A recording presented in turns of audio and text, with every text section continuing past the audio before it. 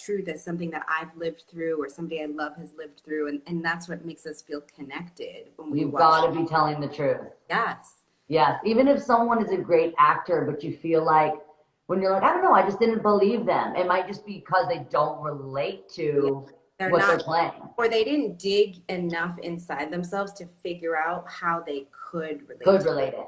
like that's what I'm 100%. asking myself is I'm not Mia. I haven't lived Mia's experience, but I have so many experiences in my life that make me understand how she feels. And so a lot of time I'm like, I'm saying her words, but I'm energetically like my heart is speaking my truth through Yeah. her words. When I did Wrecking Ball, everyone thought I was like crying over my breakup, but I was actually crying over my dog. And my dog had just died. And the whole time I was shooting, there was like a little photo of my dog right underneath the camera. Yeah. And it's like, listen, like today, like I feel kind of a sense of relief about being single or being, so I couldn't relate to the song that day, but I'm like, it doesn't matter. Today's the day of the shoot. I gotta find it. What's something that really makes me feel like broken pieces? And it was losing my dog. So you can find those things. And when you're in a scene, I think that's something really helpful. Like I kind of have a picture, like even sometimes I'll have it on my phone. Like I'll just go and look at the person I feel like I'm talking to. So I honestly don't even see the other actor. I see someone else. Like when I did Black Mirror, my Aunt Catherine was like a producer that I had grown up working with at one time. And I totally switched it and like put someone else's face. So I wasn't even talking to an actor. I was like saying all the things I never got to say, you know, in my real life. So I wanted to ask you that question just because it's still not the norm in Hollywood, seeing women calling the shots and having creative control. So it's awesome. What are some leaders or who are some leaders in this space that you really love? Like who are some women you want to shine some light on that we should be like digging into their work or that you want to work with? Lena Waithe is doing phenomenal work, you know, Queen and Slim, amazing. But also she has 20s on BET, like she's killing it, destroying it. Issa Rae, Insecure on HBO, she's doing unbelievable work. Her films too, and I actually directed an episode of Insecure this new season. So cool. And I love that environment. I love working with her. Shonda Rhimes, obviously, who I worked with on Scandal, she's a beast. So I feel like there are a lot of really amazing women just like doing it, just telling stories, telling our stories. America Ferrara, Eva Longoria, just a lot of amazing storytellers out there right now. I bet you're awesome to work with as a director because I feel like you're very like focused, but there's a sense of calm. And anytime I've worked with directors that have a sense of like, I don't know, just, you know, I think it's really important that a director knows what they're looking for and what they want to get out of the actors. There's nothing worse, you know, when you're doing a scene 1,000 times and you're like, what are you looking for? It's horrifying. What am I not delivering? No, it's so true. Everybody wants clarity in leadership. You know what I mean? Like that to me, to be decisive and also to be honest. Like when I don't know something as a producer or director, I say like, I'm not sure, but let's find it together. But I try to do that before the day so that people don't feel like lost on the day. Because as an artist, you're putting your most vulnerable work out there. You want to, your director is going to be able to hold it for you. Yeah, I've told my dad before, I said, like, Dad, I'm just lost. And he goes, well, get found. And I was like, okay. Well, okay, fine. Seems easier.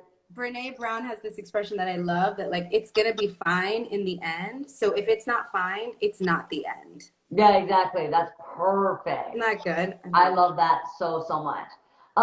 So yeah, your dad is super, super cute. My dad's also like adorable. We're very blessed to have such amazing dads. Yeah, my dad is so cute. Unless you're like a new boo in my life, and then he's like crazy. Yeah, exactly. He had this really big German Shepherd who he would tell all my new boyfriends that was a wolf.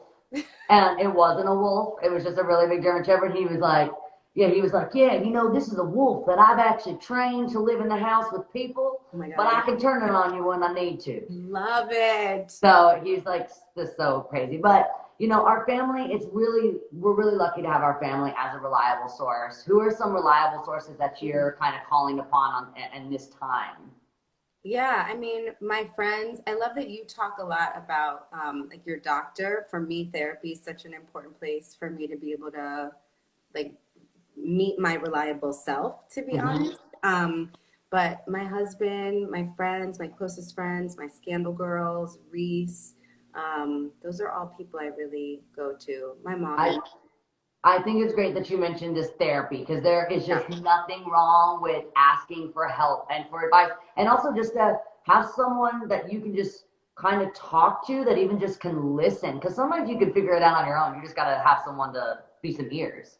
Yeah, and I think right now we're all trying to be so strong for each other, particularly women. Like we're trying to be strong for our partners or for our kids or for Yeah. our feed us. So I think it's important to like self-check and make sure like I'm being strong for me and so that I can be strong for other people. Like if I'm pushing my own needs down just to be strong for other people, that's not going to work. And I think a lot about right now, I think a lot about people on the front lines, like the doctors and The nurses, best. like and getting them the kind of mental health support that they need, and you know, not just supplies but also services. That's something that's really important to me right I now. don't think we, I mean, I don't think we had an idea of the amount of work and stress until now. We're kind of starting to see some heartbreaking images coming from New York. I don't know if that's where you are right now. From, so it's where my heart is. Yeah. Yeah, and it's just totally devastating. And just, you know, I was talking to Elton about, if you're not in a place where you can, you know, actually donate money, donating just your giving your thoughts and your prayers and your appreciation post. I'm sure that means so much to them. So I've been encouraging my fans just to hold signs and say, we love you and we see you. Yeah. And, you know, You there's know who all. is making signs for your postal people, right? Like there are people who are delivering things to us every day so that those of us who are staying home are able to get food or get mail or get Clorox or, you know, whatever, waiting on whatever we're needing. And so to make a sign by your mailbox, I thanking love people, that. such a huge, because they are so courageous right now. I'm not in New York, but because I'm from New York, I actually worked with this organization called MedShare. Yeah. And they, because I gave a larger amount, they allowed me to donate to hospitals in the Bronx specifically, because that's where I'm from, the Boogie Down. And MedShare has always, for like years, for 10 years, MedShare has provided supplies to underserved hospitals. So now they're really working to get supplies to underserved hospitals all over the country, all over the world. So if you can give, that's an amazing organization to give to, MedShare. And yeah, if you can't give financially, no, like just showing support and love, like you're saying, is huge.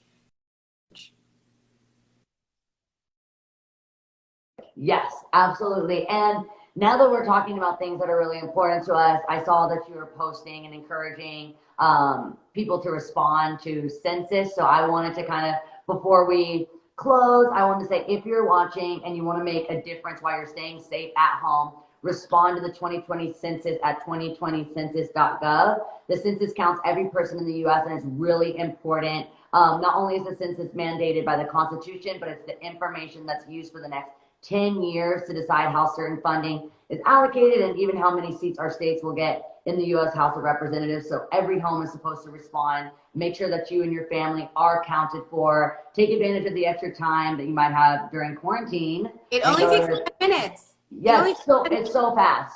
Yeah. So And fast. it's how we decide how hospitals get, you know, when hospitals are being renovated, how many rooms we need in hospitals, how many supplies hospitals get. A lot of that is allocated because of the census. So as we're recovering from coronavirus, how we improve our schools, like if we don't know how many kids are in a school, Absolutely. that schools won't have the numbers of teachers that they need and classrooms that they need. And this only happens every 10 years. It's so important. It's protected. It really is the thing that you can do to show up for your community and make sure that your community has the resources that it needs for the next 10. I know, 10 minutes, 10 years, pretty good deal. Yes. Pretty good deal. And yeah, I was just saying the other day on the show, we were talking with an LGBTQ historian, and we were saying, we don't want to go back into the pre-COVID-19 world. We want to go back into a better world. Let's go into a world where we're all accounted for, and so we can protect ourselves and prevent crisis like this in the future. And also to really acknowledge what you're doing, like let's go back into a world where we stay open-hearted and we stay connected to each other and we're looking for the good. Yes. You are Monday through Friday. Yes, agreed. Thank you so much, Kerry. Thank you for everything. Give your family a hug from me and stay safe. You too. Bye. Bye. Cutest ever. Okay, I'm actually going to end because I know me and this next guest are going to talk a lot. So I want to just end this so Instagram doesn't end it for me.